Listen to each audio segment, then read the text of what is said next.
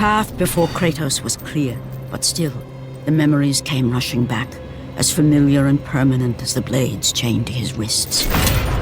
Memories of what he'd done in the name of Ares. Memories of how he'd become a servant to the god of war.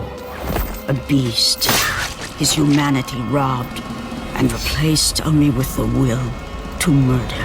No one was safe. Entire armies fell before Kratos and the soldiers who followed him on his unending path of conquest, all in the name of his master. Those who offered resistance of any kind were dealt with quickly. They've built this temple to offer prayers to Athena! This entire village stands as an affront to Lord Ares! Burn this village! Burn it to the ground! Emboldened by the god of war, Kratos' army was ruthless, feared throughout the world for their brutality. All that mattered was conquest in the name of Kratos, their great leader, who had become near invincible. He feared nothing. But there was something about this temple, something forbidden. All his instincts told him he should never cross its threshold. Never step inside. Beware, Kratos. The dangers in the temple are greater than you know. But the village oracle's warning fell on deaf ears. His ambition would not be denied. All who opposed him would die.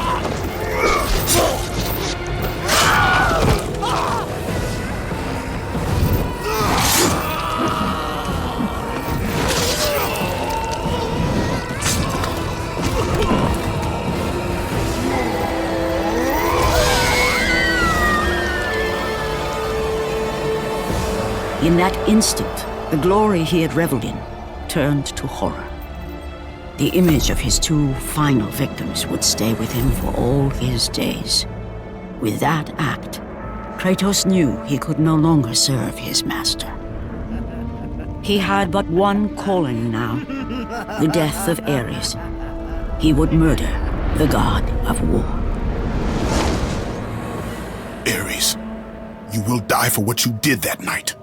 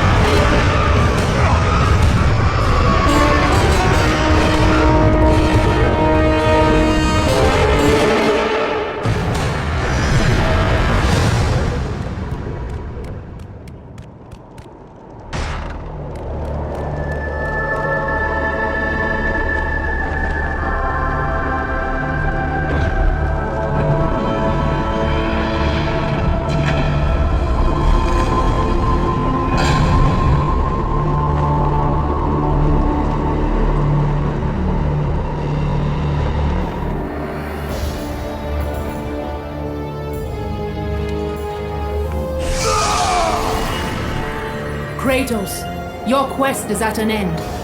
You are the first mortal to ever reach Pandora's box. There is still time to save Athens. You must bring the box back to my city and use it to kill Ares. Return to Athens, Kratos. Return and save my city.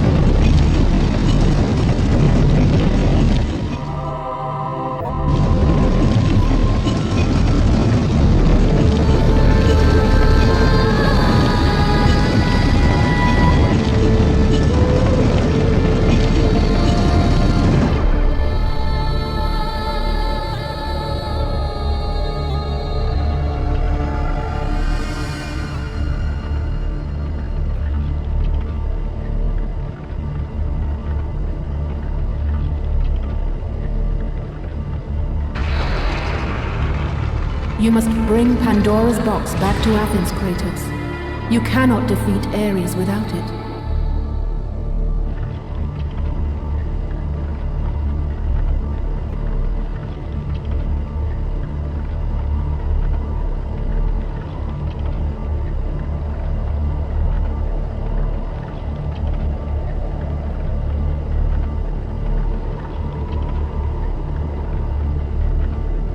After 1,000 years, Pandora's box was at last freed of its confines. Kratos had found the means to destroy the god of war. Far away in Athens, Ares knew Kratos had succeeded in his quest. So, little Spartan, you've recovered Zeus's precious box, but you will not live long enough to see it opened. I will see to that. Goodbye, Spartan. You will rot in the depths of Hades for all eternity. As the life began to leave Kratos, his thoughts returned to that fateful night. Even in death, the memories, the visions would not fade. For how could he forget spilling the blood of his own family? A cruel trick orchestrated by the god of war. My wife, my child, how? They were left in Sparta. You are becoming all I'd hoped you'd be, Kratos.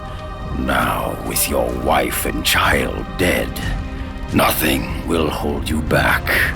You'll become even stronger. You will become death itself. But as the flames consumed the temple, Kratos realized his true enemy was the god who once saved his life. The same god who had now taken everything from him. Ares! From this night forward, the mark of your terrible deed will be visible to all. The ashes of your wife and child will remain fastened to your skin, never to be removed. And with that curse, all would know him for the beast he had become. His skin white with the ash of his dead family. The ghost of Sparta had been born. In the end, in death, he had failed. As the minions of Ares claimed Pandora's box, Kratos' life faded, and his cursed soul was cast into the fires of Hades. And Kratos fell into the underworld, the river Styx beckoning below, the currents strong enough to carry even the strongest mortal to his eternal resting place. But Kratos had no intention of resting yet. He intended to live, to return to Earth and complete his quest. Let go, fool! You won't drag me down to that cursed river! There is a task left for me above. I will see it completed. You again? Oh.